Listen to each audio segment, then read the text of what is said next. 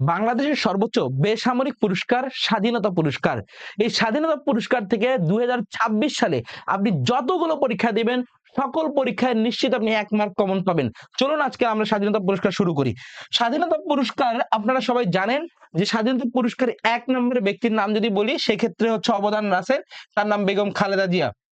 তিনি রিসেন্ট আমাদের যে স্বাধীনতা, গণতন্ত্র এবং নারী শিক্ষা সহ দেশ গঠনের সার্বিক অবদানের জন্য এনাকে এই পদক বা পুরস্কার প্রদান করা হয়ে থাকে এবং ইনি দীর্ঘদিন গণতন্ত্রের জন্য লড়াই সংগ্রাম পরিচালনা করেছেন। এরপরে যদি আমরা বলি সেকেন্ড যে প্রতিষ্ঠানটা রয়েছে সেটি হচ্ছে ফৌজদারহাট ক্যাডেট কলেজ। এই ফৌজদারহাট ক্যাডেট কলেজ যেটা রয়েছে, ফৌজদারহাট ক্যাডেট কলেজ আমরা জানি বাংলাদেশের ক্যাডেট কলেজ মোট 12টি, এদের মধ্যে 3টি হচ্ছে মেয়েদের। আর এই ক্যাডেট কলেজটি মুক্তিযুদ্ধে অবদান রাখার জন্য এটাকে এই ক্যাটাগরিতে পুরস্কার প্রদান করা হয়েছে। এবং এরপর 3 নম্বর রয়েছে অধ্যাপক ডক্টর জহুরুল করিম। জহুরুল করিমকে বিজ্ঞান এবং প্রযুক্তি ক্ষেত্রে এনাকে এই পুরস্কার প্রদান করা হয়েছে। এরপরে 4 নম্বরে সবচেয়ে গুরুত্বপূর্ণ একটি প্রতিষ্ঠান, সেই প্রতিষ্ঠানটার নাম হচ্ছে ঢাকা মেডিকেল কলেজ হসপিটাল। আপনাদেরকে এর মাঝখানে একটি ইনফরমেশন বলি, সেটি হচ্ছে স্বাধীনতা পুরস্কার মোট 15টি ব্যক্তি এবং এবং 5টি প্রতিষ্ঠানকে, তাহলে 5টি প্রতিষ্ঠানকে প্রদান করা হয়েছে। কি প্রদান করা হয়েছে?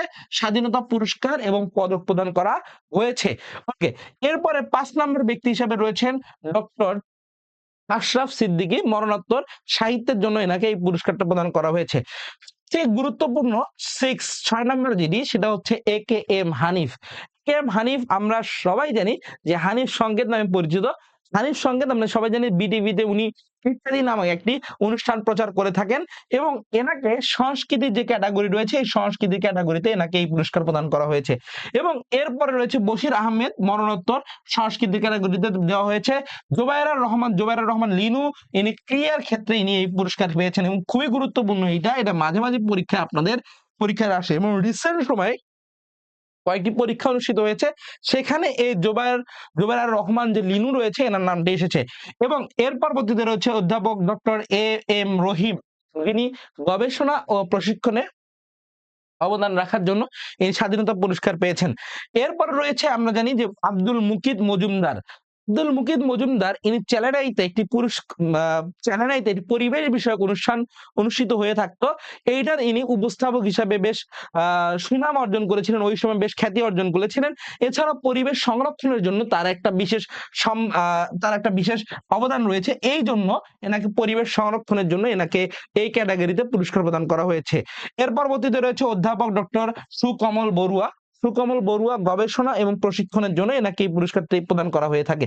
এর পরবর্তীতে রয়েছে যে প্রতিষ্ঠানটি খুবই গুরুত্বপূর্ণ একটি প্রতিষ্ঠান, সেটি হচ্ছে পল্লী এবং কর্ম সহায়ক ফাউন্ডেশন। যারা বেসিক্যালি পল্লী মানে আমরা জানি গ্রাম এবং কর্ম সহায়ক মানে গ্রামীণ মানুষদের যে কর্ম সহায়তা করে থাকে সেটিকে বলা হয়, সংক্ষেপে বলা হয় PKSAF। এইটা কিন্তু গুরুত্বপূর্ণ এবং মাঝে মাঝে এসে পরীক্ষা আসে। তাহলে পল্লী উন্নয়নের যে ক্যাটাগরি রয়েছে, আমাদের গ্রামীণ পরিবেশের যে নারীর উন্নয়ন করে থাকে বা নারী পুরুষের যে অবদান রেখে থাকে, সেক্ষেত্রে এই ক্যাটাগরিতে এই ফাউন্ডেশনটা পুরস্কার পেয়েছেন। এরপরে রয়েছে ডক্টর জাফরুল্লাহ চৌধুরী। ডক্টর জাফরুল্লাহ চৌধুরী এই দেশে বাংলাদেশে একজন খ্যাতনামা বিখ্যাত ব্যক্তির মধ্যে একজন অন্যতম এবং নামকরা ব্যক্তির মধ্যে অন্যতম। এবং এই জাফরুল্লাহ চৌধুরী ইনি কিন্তু মুক্তিযুদ্ধে বেশ ভালো অবদান রেখেছিলেন এবং এনার যে একটা প্রতিষ্ঠান রয়েছে গণস্বাস্থ্য হসপিটাল বা গণস্বাস্থ্য কেন্দ্র, এইবারও কিন্তু এই গণস্বাস্থ্য কেন্দ্র স্বাধীনতা পুরস্কার পেয়েছে। তাহলে এইবার আরেকটা আপনাদের পরীক্ষা প্রশ্ন আসতে পারে, সেটা হচ্ছে যে কোন ব্যক্তি 2বার স্বাধীনতা পুরস্কার পেয়েছেন, তার নাম কি? তার নাম ডক্টর জাফরুল্লাহ চৌধুরী। এই ডক্টর জাফরুল্লাহ চৌধুরী ইনি 2বার স্বাধীনতা পুরস্কার পেয়েছেন, তাহলে সমাজ সেবা এবং জনসেবাতে। এরপরে রয়েছে সেক্টর একজন কমান্ডার, তার নাম মেজর মোহাম্মদ আব্দুল জলিল এবং মরণোত্তর মুক্তিযুদ্ধে অবদান পেয়েছেন। এরপরে রয়েছে SAS children village international in Bangladesh, সমাজসেবা এবং জনসেবাতে পেয়েছেন। এরপর রয়েছে সাইদুল হক পেয়েছেন সমাজসেবা এবং জনসেবা। গণস্বাস্থ্য কেন্দ্র, এই গণস্বাস্থ্য কেন্দ্রে কিন্তু আমি কিছুক্ষণ আগে বললাম যে প্রতিষ্ঠাতা, তার নাম কি? জাফরুল্লাহ চৌধুরী। এবং ইনিও এই প্রতিষ্ঠানটাও কিন্তু কিসে পেয়েছেন বলেন তো? সমাজ সেবা এবং জনসেবাতে। তাহলে আমরা কিন্তু এখানে দেখতেই পাচ্ছি, এইখানে একটা প্রতিষ্ঠান রয়েছে, এখানে একটা প্রতিষ্ঠান, 2টা প্রতিষ্ঠান, এখানে একটা 3টা প্রতিষ্ঠান, ঠিক আছে? আরো ওই পৃষ্ঠায় 2টা আছে আর কি। আচ্ছা, এরপরে রয়েছে মাহেরিন চৌধুরী। এই মাহেরিন চৌধুরী একজন ম্যাম, ইনি হচ্ছেন মাইলস্টোন যে কলেজের যে বিমান দুর্ঘটনা সংঘটিত হয়েছে, এই বিমান দুর্ঘটনার সময় ওই সময় উনি তখন নিহত হয়েছিলেন এবং উনি তখন বাচ্চাদেরকে বের করে দিয়ে উনি লাস্ট মোমেন্টে বের হইতে ধরে তখন উনি আগুনে পড়ে দগ্ধ হয়ে মারা যান আরকি। তো ওই সময় তৎকালীন সময়ে তখন ওই সময়টাতে বেশ মানে একটা আলোচিত ঘটনা ছিল এবং ম্যাম বেশ প্রশংসনীয় একটা কাজ করেছেন। যার কারণে উনাকে এই বছর স্বাধীনতা পুরস্কার 2026 উনাকে জনসেবা এবং সমাজ সেবাতে পুরস্কার প্রদান করা হয়েছে। এরপরে রয়েছে কাজী ফজলুর রহমান মরণোত্তর এবং জনপ্রশাসন ক্ষেত্রে এনাকে এই পুরস্কার প্রদান করা হয়েছে।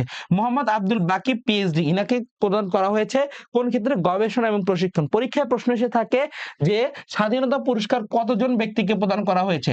স্বাধীনতা পুরস্কার মোট 15 জন ব্যক্তিকে প্রদান করা হয়েছে। ওহো, স্বাধীনতা পুরস্কার মোট 15 জন ব্যক্তিকে প্রদান করা হয়েছে। 15 জন ব্যক্তি এবং মোট 5টি প্রতিষ্ঠান। এটা খুবই গুরুত্বপূর্ণ। আপনি আমাকে এবছর বলবেন যে হানিফ সংকেত, আপনি আমাকে কমেন্ট করে বলবেন হানিফ সংকেত কোন ক্যাটাগরিতে, মানে এনাকে কোন ক্যাটাগরিতে বা কোন ক্ষেত্রে ইনি পুরস্কার পেয়েছেন। আর একটা লাস্ট আপনাদেরকে কথা বলি, সেটা হচ্ছে আপনারা যারা যারা এইটার পিডিএফ নিতে চান, পিডিএফ নেওয়ার জন্য আপনি ইনবক্স অথবা আপনি কমেন্টের মধ্যে আপনি বলতে পারেন যে স্বাধীনতা পুরস্কার 2026 পিডিএফ জাস্ট বলবেন। আমার যে টিম রয়েছে আপনার টিম আপনার কাছে এইটার পুরো পিডিএফ পাঠিয়ে দিবে। আপনার কষ্ট করে কোথাও খুঁজতে হবে না, কোথাও কিছু করতে হবে না। আর একটা কাজ করতে পারেন, আপনি এই ভিডিওটা সেভ করে রাখতে পারেন। ইনশাআল্লাহ আপনি আরো নতুন নতুন ভিডিও পাবেন ইনশাআল্লাহ। আসসালামু আলাইকুম সবাইকে।